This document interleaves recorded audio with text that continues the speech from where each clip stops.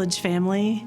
In the book of Malachi, God says, "Return to me, and I will return to you." On first hearing this phrase, it sounds a bit transactional, doesn't it? You do this for me, and I'll do it in return for you. It's easy to hear it as a cause and effect, as conditional. The way maybe two friends might take a step toward each other tentatively after a time of distance. But Malachi isn't talking about just anyone that we would return to. Malachi is talking about God. When I lived in Memphis, my family lived at the edge of a subdivision. On the other side of our fence, there was a horse farm, so we would see horses running in the field. I loved to watch them. There were also two donkeys who liked to come to our fence, probably because we fed them. And these donkeys would sometimes stand right next to each other, but they would face opposite directions. And they would use their teeth to scratch each other's backs. One would scratch this one's back, and the other would scratch the other's. My dad always got a big kick out of that, as we all did.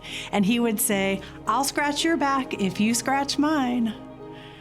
Well, God's love goes beyond that kind of transaction, well beyond that kind of transaction.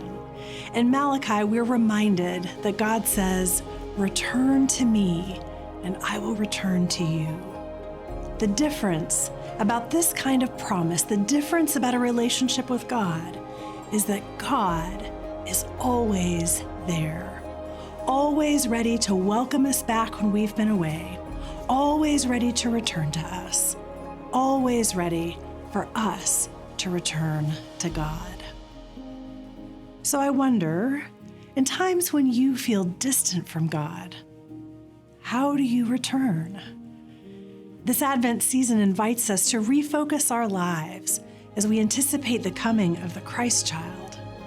I find a lot of comfort in that. I hope you will make time this season to reflect on what it means to be in relationship with a God whose love is far beyond transactional, a God who is always, always there. Peace be with you, friends.